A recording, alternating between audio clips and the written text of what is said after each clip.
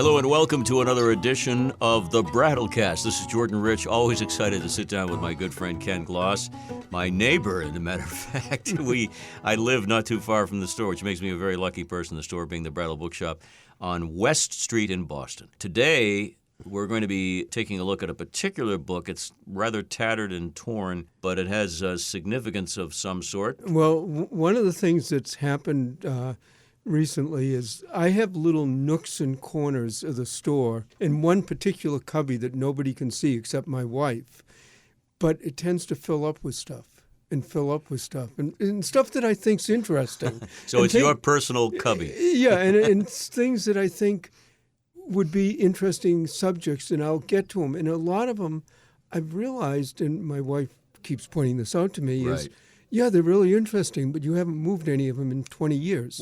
And so I finally decided last week that I would get into that area and really clean out a lot of it. And it's sort of like every time you do cleaning out, you sort of say, well, no, I should keep this, I should keep that.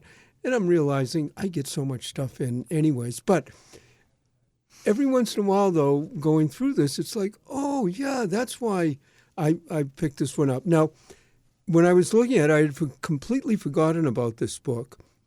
And I open it up and I'm looking at it, and it's a Harper's magazine from the 1870s, which are basically not valuable when they're in good condition.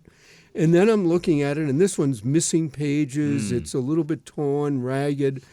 And then I realized, I looked at the book plate, and it's Alcatraz Island, California, Prisoner's Library.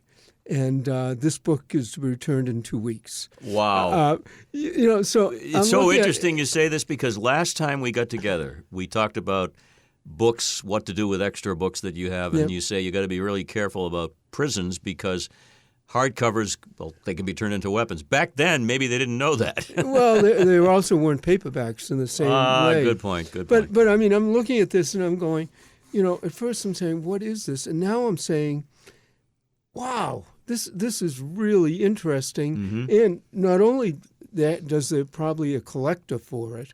No, I haven't done a lot of research yet, because I literally just did this a few days ago, to see whether there are many other books from Alcatraz prison that are just on the market. I did a quick search. I found nothing. But then I started looking into this. And Alcatraz had a prison library. They had 5,000 or 10,000 books there. Mm-hmm. And then they started a law library. Now, Alcatraz was first a fort, then it became a prison. Right.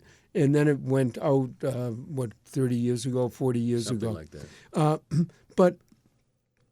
But when I did some research into this, first of all, they had to return the books in 2 weeks. Now, it wasn't like a library that you normally go to. They didn't let the prisoners literally go down to the library and browse. I mean, Alcatraz was a top security prison. They got card catalogs of the library, and they could go through the catalogs and put in requests, and they could request up to 3 books every time they requested, and then someone would bring them those books. If they didn't return them in the 2 weeks, they could lose their privileges. So I think they looked a lot. And then they also could have textbooks, and they had a little bit longer time on textbooks. Well, the old prison movies usually has the guy has been in the can for 50 years, and he's old and crinkly, and he's the one delivering the books because he's harmless. Well, in Shawshank Redemption. That's what I'm thinking. Yeah. Exactly. But what they when I looked into this a little, is they said that actually the reading material that the prisoners tended to read there was not sort of the pulp novels of the time. They were reading a lot of philosophy, a lot of history. Of course, they had a lot of time. And it also explained that the prisoners, a lot of them became very learned, educated, and so on. They weren't going anywhere particularly. Now, the book next to this one in my little cubby hole was another book. It's called Stroud's Digest, Diseases of Birds. Oh, I think I know where you're going with this one. Well, and this is Richard Stroud, the Birdman of Alcatraz. Absolutely. Now, the interesting part about this is he became one of the experts in bird diseases. Mm-hmm. But before he was in Alcatraz, he was at Leavenworth. I mean, Stroud was a very difficult prisoner. Right. But in Leavenworth, they let him get all the books they could find on bird disease, but they also let him get in touch with publishers, and he published this book while he was in prison at Leavenworth. Oh, that's fascinating. Now, when he got to Alcatraz, they'll let him read the books, but they didn't allow any publishing. They did have a few restrictions. Let me take a look at this. Sure. I'm actually holding a book that was written by the Birdman of Alcatraz. The Birdman of Alcatraz. Played by Burt Lancaster in the movie, if you remember. I love Burt Lancaster, but that's getting us off into other areas. Wow. But this is not something just made, quick and dirty. This is some deep research here. Right. And again, he had a huge amount of time. He became one of the experts in bird diseases. But one of the things that you realize, too, I mean, he murdered people. He was a felon. He definitely deserved to be in prison. But you can also have very brilliant and intelligent people and put out really important books and, very mixed personalities. But and then what I start wondering going from this is the prison culture, how it changed. It would be fascinating to see what prisoners were allowed to do. Now, one of the restrictions they had in the time in the 1880s, 90s, even into the 20s and 30s, no books about crime, nothing that had any type of violence in it. I'm assuming they probably didn't allow any books with sex in it, but that's an assumption. But it's interesting. Probably books that now you would read and just not even think of, I'm sure at the time, depending on what the society and what the prison chaplain was one of the people who decided what moral arbiter. Moral arbiter. Have you been to Alcatraz? Yes, I went there. And I would suggest for anybody, if you go there, that it's well worth. Absolutely fascinating to think. And of course, as we're discussing this, the only thing I can think of are the most famous Alcatraz prisoners, the Al Capones, the Whitey Bulgers, and what they might have read if they did read anything. And the one thing that got me about Alcatraz is, I mean, just when you go and visit, I actually go in to visit. There's a wonderful site in Philadelphia, the old prison that you can tour too. The prisons themselves, the conditions, I mean, they were terrible. I'm sure they still are very difficult. But Alcatraz, you could hear the noise and the sounds from the city. Right, from San Francisco, right. So it's like not only are you locked up and imprisoned and you can't get out, but you can hear the people partying and having fun and out in the boats. And I would think that would even be harder. Well, the old legendary Escape from Alcatraz, have been movies and books written about it, and there's still some mystery as to whether or not they actually succeeded.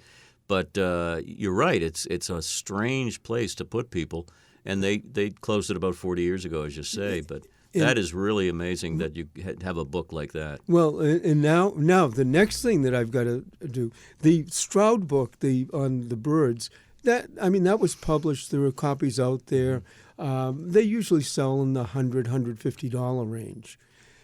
When I was saying at the beginning of this podcast that I haven't found any books, at least on a quick search, that actually have the book plate of Alcatraz. So this is a book that was actually there, and there are collectors of true crime stories. And I'm trying to think of, okay, well, would they pay $100, $500, $1,000?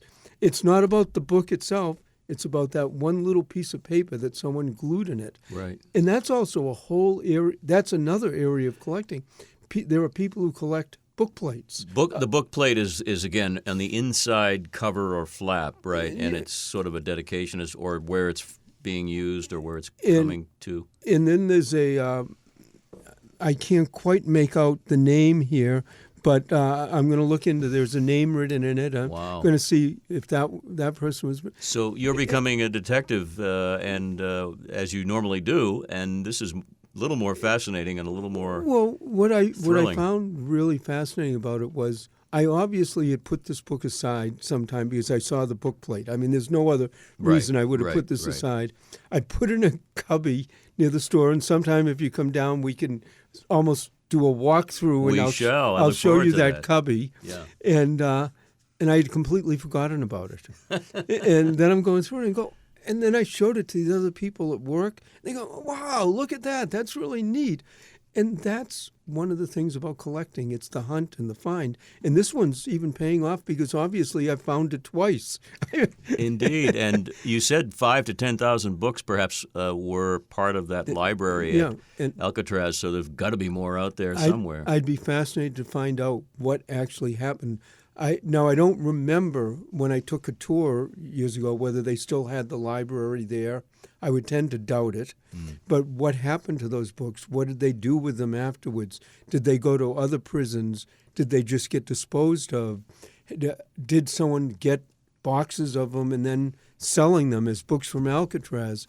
I have no idea, but that will be a research project. Well, we'll let you go. I'll unhook your manacles and let you out the barred doors. But fascinating as always. I never know what you're going to bring in, by the way. It's completely surprise every time. Well, sometimes when I'm about to come here, it's about a 45-minute drive. I don't know until 45 minutes before exactly what I'm going to bring either. The other thing that I would be interested in a book like this, and I'm sure they had some rules about defacing, but I would love to find like a book on law or a book on philosophy and see if any of the prisoners had made little notes. Margin notes, yes. That would even be more fascinating. It always is. You've been listening to the Brattlecast. He's Ken Gloss. I'm Jordan Rich.